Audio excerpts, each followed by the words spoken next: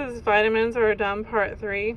And so you can see right here it says public, shared with public. But if you go to my blog, it is being censored and shadow banned by Facebook. See, it says, well, I know you saw it on the last video. It'll just take a second to load because I'm actually not inside the house right now. This Facebook post is no longer available. It may have been removed. Or the privacy settings of the post may have changed. Okay, well, it wasn't removed. And the privacy settings are still public, so anyway, I'm going to scroll down to the part about vitamin D, because I think that's really important. I already talked about folic acid, and I talked about this guy here. Alright, if you just look up vitamin D killing people, you'll see it comes up with a bunch of stuff about pets, but it doesn't explain it like that. Like, I don't know why people don't get it. I've gone on other people's videos and tried to tell them about this, and it always triggers them. Like, I had a friend really mad at me for it, several of them, and they think like that they still need it because they're not getting enough vitamin D. So then I have to explain to them that, yeah, they might need to keep getting like sunlight and stuff, but they don't need to take a supplement called vitamin D.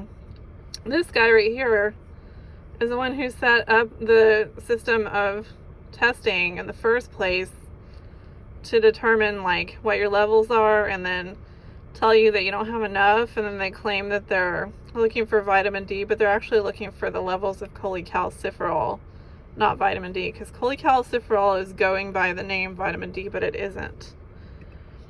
Here's what cholecalciferol is. I'm going to see if this will load. But basically, if you look it up, you'll see that it's actually used as a rodenticide or rat poison. And this isn't loading because I'm in my driveway. But if you click on the link on my blog, you'll see that this is still there. Cholecalciferol is one of the most potent mouse and rat poisons on the market. When ingested in toxic amounts, cholecalciferol or activated vitamin D3, which it isn't, can cause life-threatening elevations in blood calcium, and left untreated can result in kidney failure.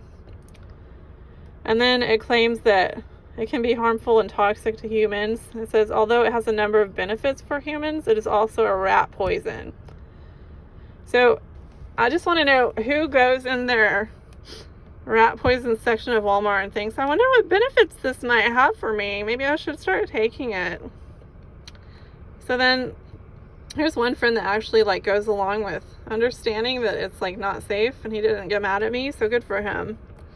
And then I tagged one of my friends because I knew she was a vegan, so she probably would be likely to take it. With this post, vitamin D increases absorption of several toxic metals, including lead, cadmium, aluminum, and cobalt. It increases the absorption of radioactive isotopes of strontium and cesium. Lead, cadmium, aluminum, and strontium interfere with normal vitamin D metabolism.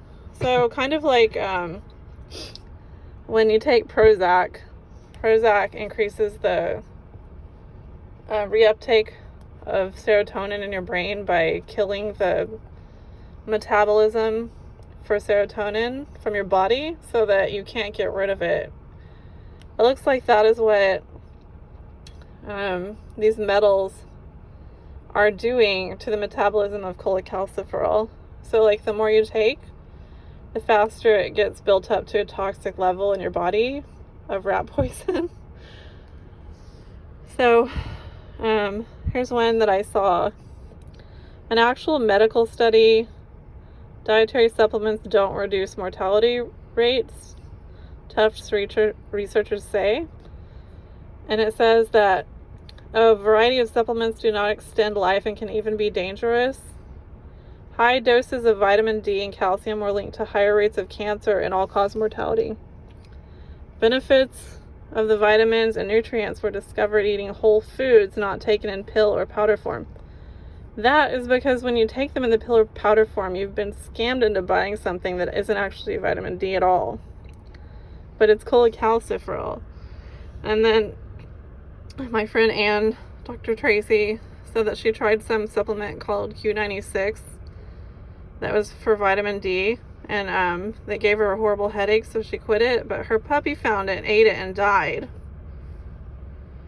Anyway, if you go on this post, and I'll just post the link again because I know they're trying to shadow ban it, but thepeopleschemist.com Stinky Sulfur Award warns about unapproved vitamin D drug disguised as a vitamin. This is the first place that I had read about this aside from doing my own research. And I already didn't use vitamin D because when my first son was a baby, I looked it up and it said, like, don't use this, it causes allergies and asthma. But he made this article several years back. Let's see, the date is, I don't see it on here. Let's scroll down and see. Maybe the date's at the bottom. I don't think he dated it. Anyway, this is several years old. I've been telling people about it, but they just didn't listen. So now I'm just doing a video on it.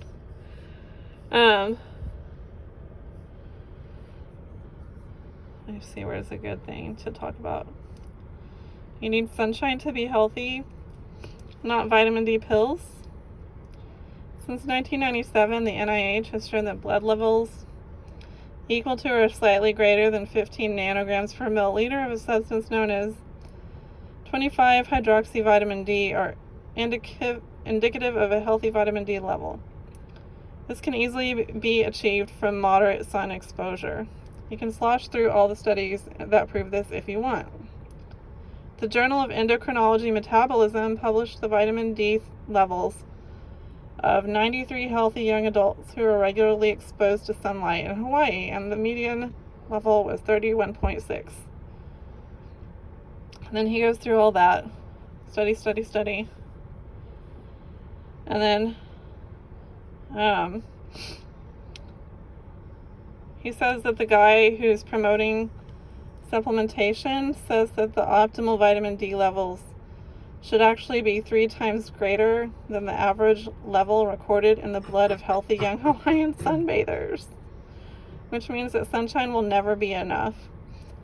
And that is why, like, pretty much everyone I've tried to tell about this always says, but I can't get enough because I'm not getting out in the sunshine, or my kid's not getting out in the sunshine, or it's winter, or whatever. But, like, if you think about it, do you really think that, like, God's gonna make human beings to live on an earth where, like, probably 90% of people are living in a place where there is a winter, and you're gonna automatically, like, be deficient in some sort of vital nutrient just because it's winter outside? I don't think so. So this Vitamin D Council has every American, including newborn babies, convinced that they don't have optimal levels.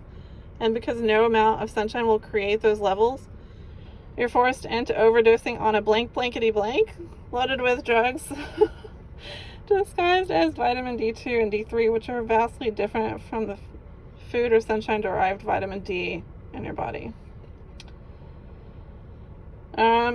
Let's see. Where's the part about the rats?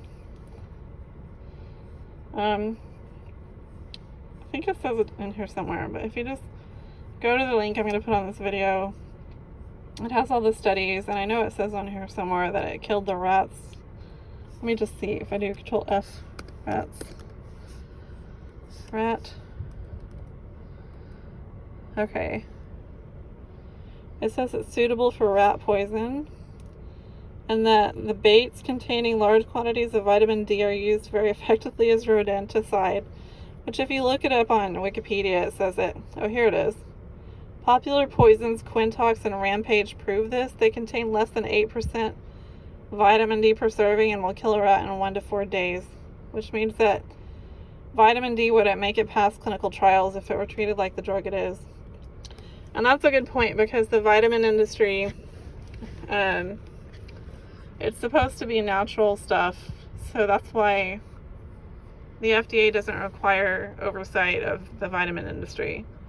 And so as long as they say it's a vitamin and not a drug, and they put that little label on there saying that this hasn't been, evaluated by the FDA and is not intended to diagnose, treat, cure, or prevent any disease, then they can just call it a supplement and they're good to go. But I hope you got the point from this video, because I know it's getting really long. I'm just going to hit end now. So, the end.